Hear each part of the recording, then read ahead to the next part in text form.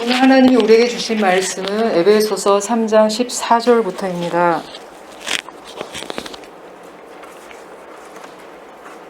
에베소서 3장 14절부터 21절까지 저희가 한 목소리로 읽어보도록 하겠습니다.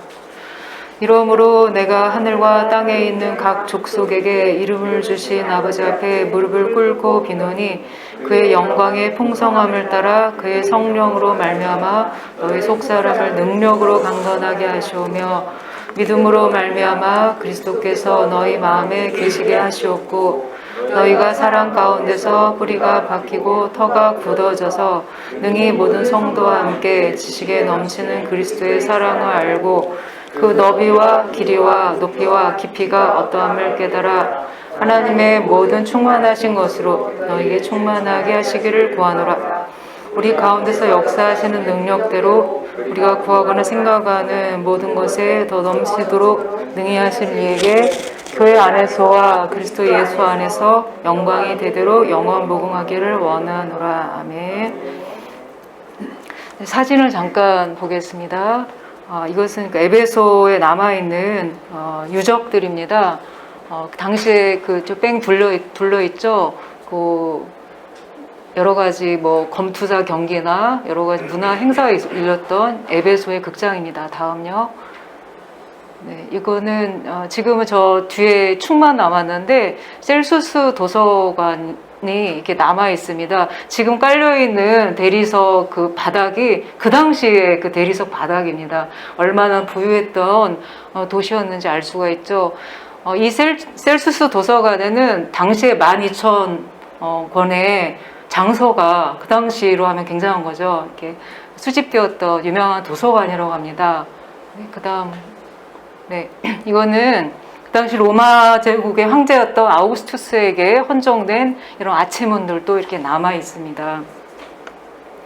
우리가 본 에베소서는 그 바울이 3차 전도 여행 중에 우상이 가득한 에베소에 들러서 3년간 복음을 전하고 교회를 세웠던 그런 곳이었습니다. 이후에 바울은 에베소 교회 장로들과 작별하고 3년 정도 흐른 후에 로마에서 이제 갇히게 되죠. 이제 감옥은 아니었고 가택 연금 상태였던 것 같습니다. 예, 그때 쓴 편지가 바로 에베소에 보내는 편지, 에베소서입니다. 에베소는 로마 당시에 가장 큰 항구 도시였고 아르테미스라고 하죠. 그 로마 신화로 말하면 디아나, 디아나 신전에 있던 그런 유명한 곳이었습니다. 그런 곳에서 얼마나 열정을 가지고 바울이 전도를 했겠습니까? 특히 오늘 본문은 에베소 교회에 보내는 성도들에게 보내는 편지 중에서 기도 내용을 모은 것입니다. 우리가 기도해야 할 꼭 필요한 내용이 그 안에 담겨 있습니다. 3장 14절과 15절을 같이 보겠습니다. 이러므로 내가 하늘과 땅에 있는 각 족속에게 이름을 주신 아버지 앞에 무릎을 꿇고 비노니. 네, 그림 하나를 볼까요? 기도의 자세와 하나님에 대한 호칭이 나오고 있죠. 무릎 꿇는 것으로 기도를 시작하고 있습니다. 이 판화는 이제 고백이란 이름의 이신화 화가의 작품입니다. 전에 저희가 성내동에서 처음 교회를 개척했을 때 그 전에 부목사로 같이 사역했던 목사님의 사모님이셨어요. 그래서 그분이 이게 작품을 전시할 수 있도록 그림을 내어 주셨습니다. 남동생이 교회 마루에서 무릎 꿇고 기도하는 모습을 스케치한 판화입니다. 무릎 꿇고 기도하는 모습에서 이 간절히 하나님만을 찾는 한 사람을 우리가 볼 수 있습니다. 바울은 지금 에베소 성도들을 위해서 무릎을 꿇고 구하고 있습니다. 왜냐하면 그 필요가 오직 하나님만이 채우실 수 있기 때문입니다. 유대인들은 원래 기도할 때 서서 했죠. 지금도 서서 기도합니다. 예루살렘 통곡의 벽에 가보면 서서 기도하는 유대인들을 많이 볼 수가 있습니다. 하지만 간절하고 위급한 상황에서는 무릎을 꿇고 기도하거나 엎드려서 기도했습니다. 에스라가 이스라엘 백성들의 죄를 참회할 때 무릎 꿇고 기도했고 또 스데반이 순교할 때도 무릎을 꿇고 기도했습니다. 무릎을 꿇는다는 것은 하나님만을 높이며 이제 제 주권을 모두 내려놓습니다. 하나님만 의지합니다. 이런 자세라고 할 수 있습니다. 기도할 때 첫 마디는 하나님의 이름을 부르는 것이죠. 우리가 기도를 시작할 때 은혜로우신 하나님, 또 사랑이 많으신 아버지 하나님 이렇게 먼저 부르죠. 바울은 어떻게 부르냐면 하늘과 땅에 있는 각 족속에게 이름을 주신 아버지 이렇게 시작을 합니다. 이름을 준다는 것은 창조주란 뜻이죠. 그리고 주인이란 뜻입니다. 우리는 이름을 강아지를 드릴 때도 이름을 부르죠. 예. 온 인류를 지금 창조하신 분이시고 또 다 하나님의 소유라는 뜻입니다. 그리고 이름을 준다는 것은 관계를 맺는 일이죠. 얼마 전에 우리나라에서 제일 크고 유명한 물류센터에서 그 노동자들을 부를 때 이름을 부르지 않고 이게 번호로 부른다고 해서 논란이 됐었죠. 얼마나 비인격적입니까? 이름을 부르는 것은 인격적인 관계의 시작입니다. 아기가 태어나면 제일 먼저 이름을 지어주죠. 부모는 애정을 가지고 그 이름을 몇 번씩 하루에도 몇 번씩 부르면서 그러면 아기가 거기에 대해 반응을 하고 그렇게 응답을 하면서 관계가 생깁니다. 강아지도 현관에 들어가자마자 우리가 이름을 부르지 않습니까? 관계를 맺는다는 뜻이죠. 이름을 부르고 쓰다듬어주고 사랑하고 그러는 것이죠. 하나님은 우리를 창조하시고 이름을 주시고 부르시며 관계를 맺고 돌보기를 원하시는 그런 아버지이십니다. 그리고 지구 모든 족속에게 이름을 주신 창조주이십니다. 창세기에는 창조하신 후에 보시기에 좋았더라 이 말씀이 반복해서 나옵니다. 그리고 1장 31절을 보면 하나님이 지으신 그 모든 것을 보시니 보시기에 심히 좋았더라.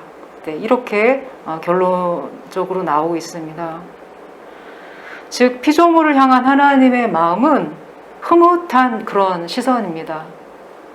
내가 어떤 정성을 정말 많이 들여서 어떤 작품을 만들면 애정이 당연히 가겠죠. 하나님이 세상을 이처럼 사랑하신 이유가 있습니다. 마찬가지로 나를 향한 하나님의 시선도 사랑의 시선입니다. 우리가 기도할 때 내가 어떤 하나님께 나아가고 있는가 먼저 생각해 보아야 합니다. 하나님을 사랑의 아버지, 나를 품어주시는 아버지로 생각하고 친밀한 교통을 하고 있는지요? 아니면 무조건 내 잘못을 책망하시는 그런 무서운 하나님, 내가 어찌 살든 방관하고 내버려 두시는 그런 분으로 생각하고 계시지는 않는지요? 우리는 하나님에 대한 잘못된 오해를 걷어내고 나아가야 합니다.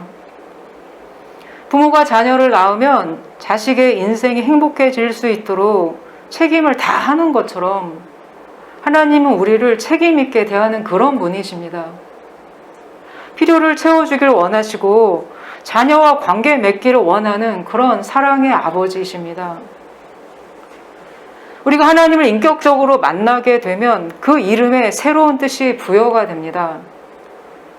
자식 하나 없던 아브라함에게는 아브라함이라는 열국의 아비라는 이름을 주시고 발 뒤꿈치를 잡은 자라는 뜻을 가진 비열한 야곱에게는 하나님과 씨름하여 이긴 자라는 뜻으로 이스라엘이란 이름을 주셨습니다. 그들이 열등감으로 느끼던 것을 하나님은 계획하신 원대한 비전으로 바꾸어 주셨습니다. 예레미야 29장 11절을 같이 보겠습니다. 예레미야 29장 11절이요. 네, 같이 읽겠습니다. 너희를 향한 나의 생각을 내가 아나니 평안이요 재앙이 아니니라. 너희에게 미래와 희망을 주는 것이니라. 자녀에 대한 하나님의 기본적인 뜻은 선하시고 기뻐하시고 우리에게 미래와 희망을 주는 그런 뜻입니다. 첫 번째 기도가 에베소 3장 16절에 나오고 있습니다. 성령으로 말미암아 너희 속사람을 능력으로 강건하게 하시오며. 네, 속사람이란 표현이 성경에서는 종종 나오고 있습니다. 네, 겉사람은 후패하나 우리의 속사람은 날로 새롭도다. 고린도후서에 나오는 말씀이죠. 네, 속사람이란 거듭난 사람인데 우리가 예수님을 마음으로 영접할 때 생깁니다. 그리고 속사람은 사람의 내면, 어떤 마음이 있는 그런 영혼이라고 볼 수 있습니다. 우리가 인스타 이런 걸 보면은 사람들의 관심사를 알 수가 있습니다. 다 겉에 대한 것이죠. 얼마나 좋은 데 갔는지, 얼마나 좋은 걸 먹었는지, 어떤 옷을 입었는지. 사람들의 관심은 다 겉사람에게 대한 내용이 대부분입니다. 그러다 보니까 우리가 자꾸 그런 것에 관심을 많이 쏟게 됩니다. 바울은 에베소 교회 성도들이 잘 살게 해주세요, 이런 겉사람을 위해 기도한 게 아니라 속사람을 위해 기도했습니다. 성령을 통해 강건해지게 하옵소서, 이렇게 구했습니다. 이것을 보면 속사람이 기도의 영향을 받는다는 것을 알 수가 있습니다. 우리가 똑같이 믿음 생활을 시작을 했는데 어떤 사람은 속사람이 날로 강건해지고 어떤 사람은 날로 약해지는 사람이 있습니다. 그 사람의 관심이 겉사람에게만 있고 속사람을 돌보지 않아서입니다. 우리가 기도를 많이 한다고 해도 그 내용을 잘 들여다보면 겉사람만을 위한 것이 참 많이 있습니다. 건강과 재물, 또 이 땅에서 형통. 물론 우린 이 땅을 딛고 살고 있고 매일 먹어야만 살기에 당연히 필요를 강구해야 합니다. 하지만 더 중요한 것은 속사람이 강건해지는 것, 그 영혼이 잘 되는 것입니다. 속사람이 강건하게 되면 죄를 피하게 됩니다. 모든 죄는 약함에서 비롯되죠. 자기 이익을 위해 남을 해치고 또 열등감을 없애기 위해 괜히 다른 사람을 괴롭힙니다. 우리가 악을 피하려면 그리스도의 능력으로 강건해져야 합니다. 죄와 유혹의 파도가 덮쳐올 때에 그리스도의 능력으로 강건해지지 않으면 세상의 파도에 휩쓸려 가게 됩니다. 17절과 18절에 두 번째 기도가 나오고 있습니다. 같이 읽어보겠습니다. 믿음으로 말미암아 그리스도께서 너희 마음에 계시게 하시었고 너희가 사랑 가운데서 뿌리가 박히고 터가 굳어져서 능히 모든 성도와 함께 지식에 넘치는 그리스도의 사랑을 알고. 예수님을 마음 중심에 모시는 일은 자동으로 되는 게 아니라 우리가 의지를 가지고 어떤 결정을 할 때 가능합니다. 그래서 믿음을 가지고 마음의 중심에 계시도록 해야 하는 것이죠. 이제 뿌리가 박힌다. 이 말은 식물학적인 표현이고 또 터가 굳어진다. 이것은 건축적인 표현이죠. 이쪽에 대우이안 아파트가 지금 거의 다 세워지고 있는데요. 작년에 비가 굉장히 많이 왔었죠. 동해에. 하루에 제 기억으로 그때 500mm였나요? 하루 동안에 그만큼이 왔었어요. 그래서 그렇게 밑에 그 터가 너무 무너진 적이 있었습니다. 네. 그 덕분에 아마 더 튼튼하게 쌓았을 겁니다. 이 뿌리가 잘 박힌 나무와 어떤 터가 굳어져서 기초가 튼튼하게 세워진 집을 한번 떠올려 보시기 바랍니다. 네, 안정감이 있죠. 또 위태롭지가 않습니다. 그럼 우리 인생의 집은 언제 안정적이 될까요? 많은 사람들은 돈이 많을 때 안정이 있다고 생각을 합니다. 자본주의 사회에서 사람들의 안정적인 삶의 근거는 돈에 있습니다.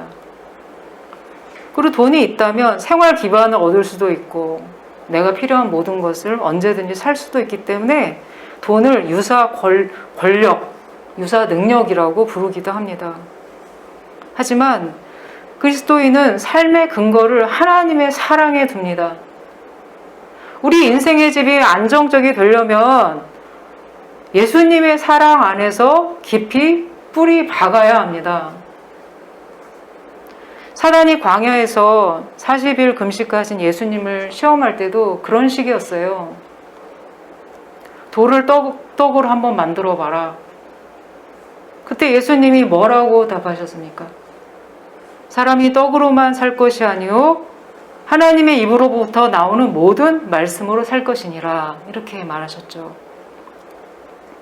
그 말은 사람이 빵만으로 사는 게 아니다, 경제만으로 사는 존재가 아니라 하나님의 말씀, 즉 하나님의 사랑으로 살아가는 존재라고 말씀하신 겁니다.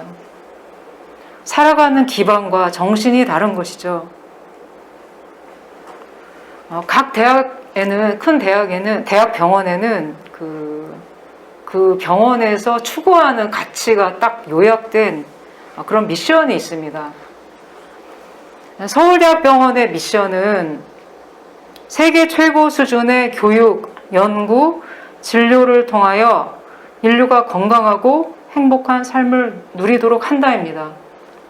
그래서 서울대학병원의 의사의 최고 관심사는 내가 어떻게 하면 많은 연구 논문을 낼까?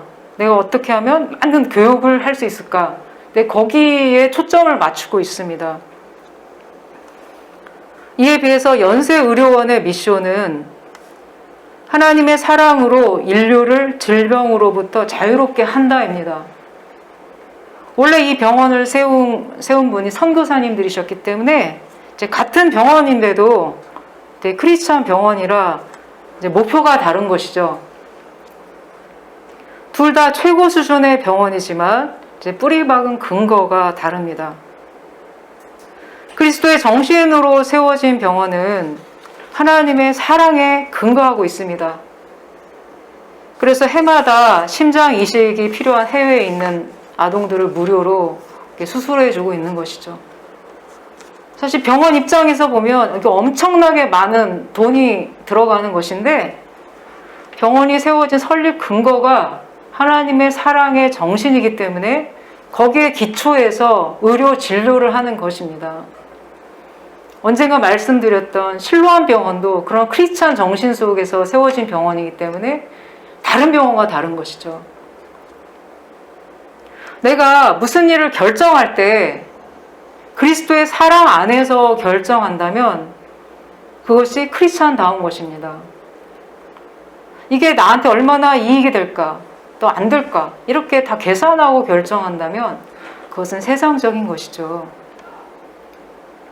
그런데 사랑의 삶의 기초를 놓으려면 내가 먼저 사랑을 받은 경험이 있어야만 합니다. 사랑을 많이 받고 자란 사람이 나중에 다른 사람을 많이 사랑하게 되죠. 그래서 우리는 예수님의 깊은 사랑을 알게 해달라고 먼저 기도해야 합니다. 그것은 나를 위해서 그렇고 다른 사람을 위해 기도할 때도 마찬가지입니다. 성령께서 원하시는 기도입니다. 사랑을 아는 사람이 삶의 변화가 오게 됩니다. 그 사랑 위에 세워진 삶, 인격은 흔들림이 없습니다. 살면서 인생의 풍랑을 만날 수는 있겠지만 그 때문에 넘어지지 않습니다. 그 사람 내면이 그리스도의 사랑 안에 깊이 뿌리 박혀 있기 때문이죠. 제가 조혜련 씨 간증을 들은 적이 있습니다. 그분은 전에 남미 호랑교라는 그런 이상한 종교가 있어요. 계속 남미 호랑교를 계속 100만 번 외우면 소원이 성취가 되고 이제 그런 일본의 종교거든요. 그걸 정말 열심히 믿던 분이셨고 또 그렇게 해서 일이 또 잘 됐었대요. 그런 조혜련 씨를 개그맨 이성미 씨가 7년 동안 새벽 예배 때마다 이렇게 위에서 기도를 해주었다고 합니다. 그리고 어느 날 온누리교회 초청 예배 때 초청을 했는데 조혜련 씨가 언니 제발 좀 그러지 마 그랬는데 그 기도한 정성이 있잖아요. 7년 동안. 그래서 그래, 내가 한 번 나가주자. 이렇게 해서 교회 예배에 한번 나갔다고 합니다. 하지만 그 예배 시간이 얼마나 불편하고 어색한지, 이성미 씨가 나와서 막 울면서 오늘 제가 사랑하는 후배가 나왔습니다. 우는데 자기 정말 죽겠더래요. 그래서 뛰쳐나갔다고 합니다.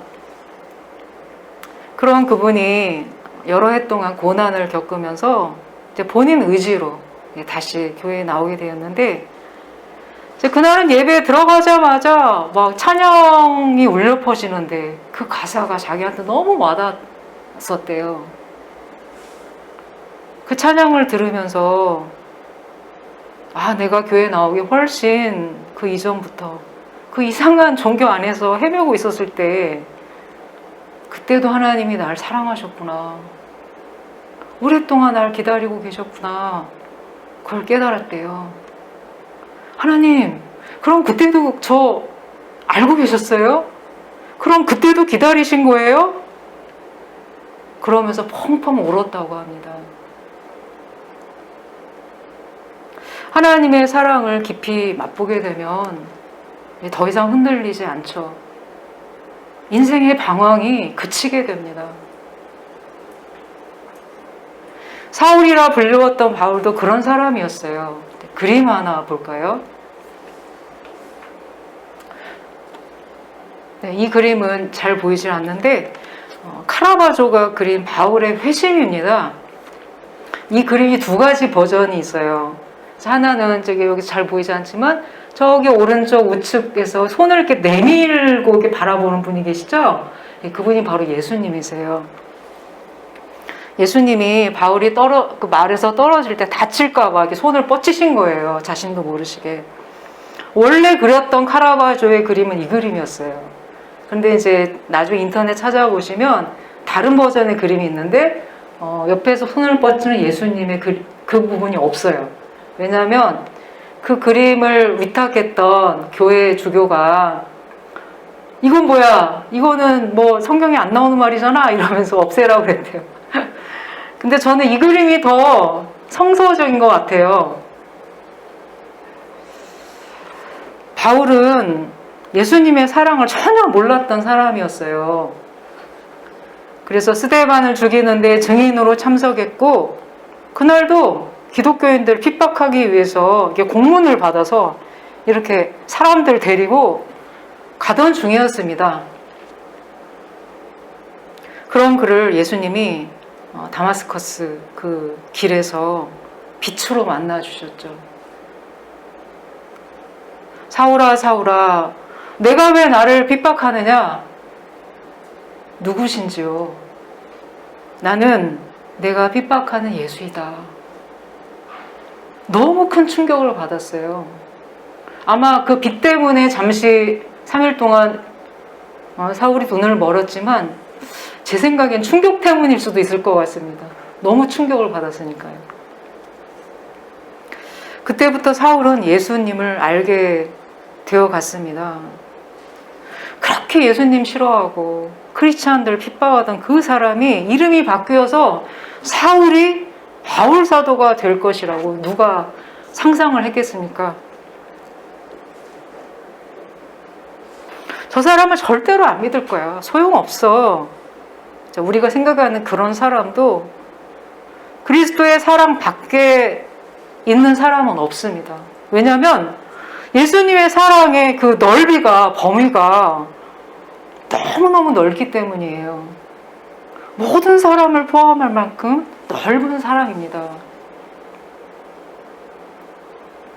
우리가 예수님의 사랑을 다 경험할 수는 없겠지만 그 넓이와 깊이와 높이를 교회를 통해서 그 풍성함을 맛보기도 합니다.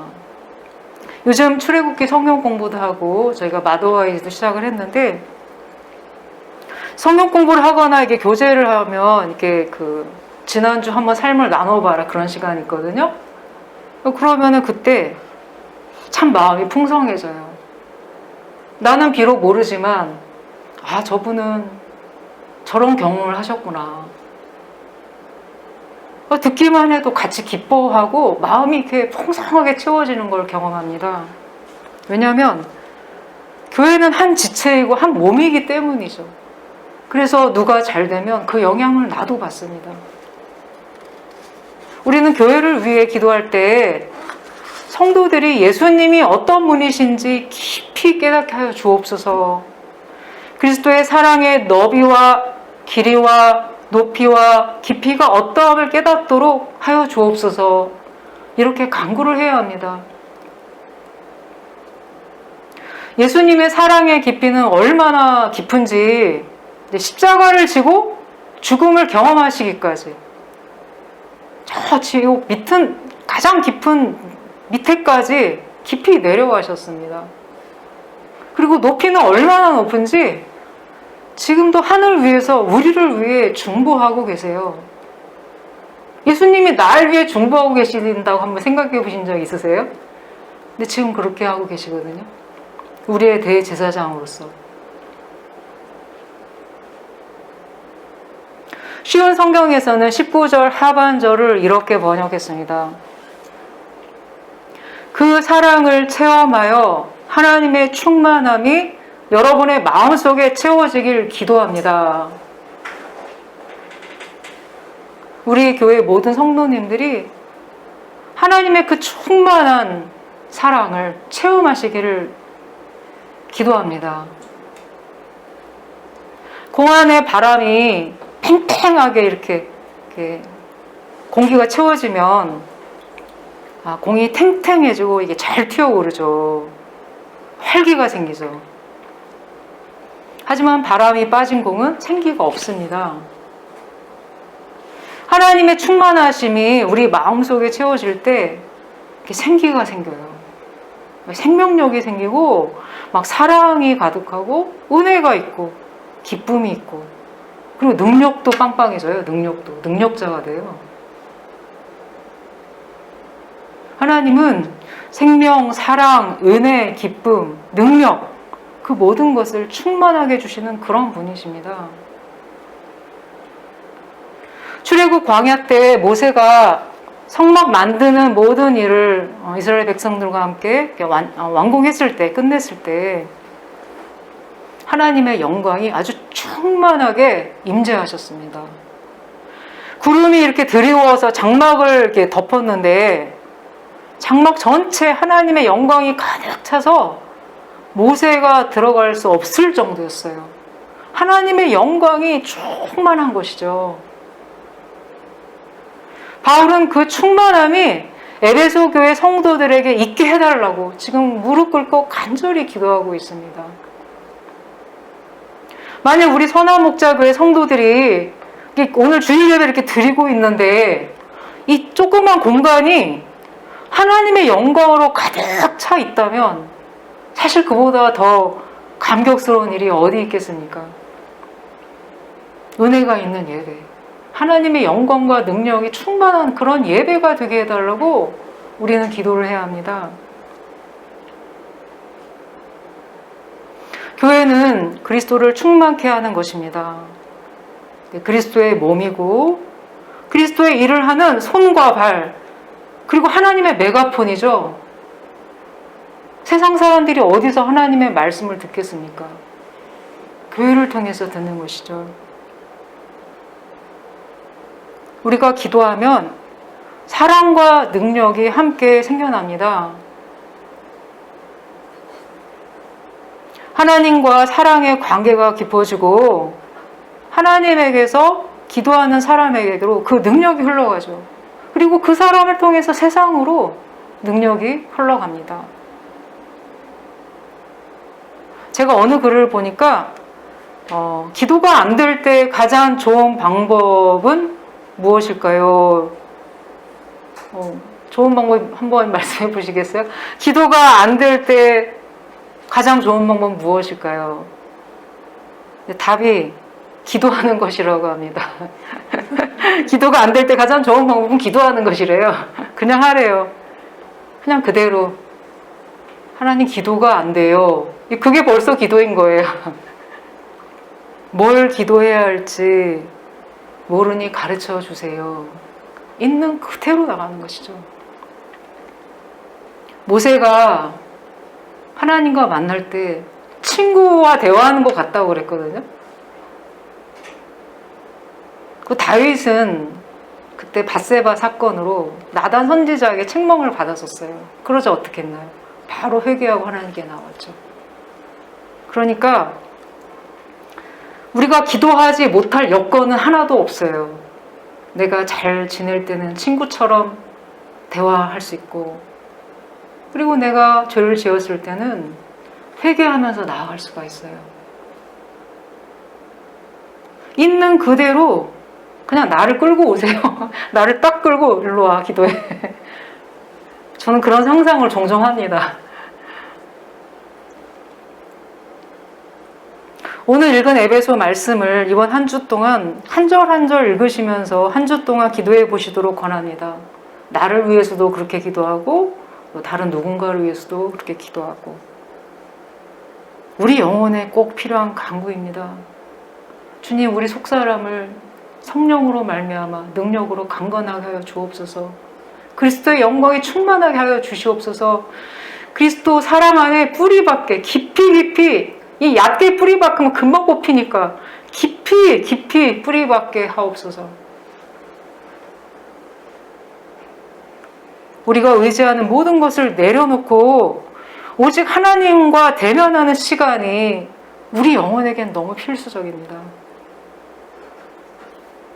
사랑하는 자여, 내 영혼이 잘됨 같이 내가 범사에 잘되고 강건하기를 내가 간구하노라.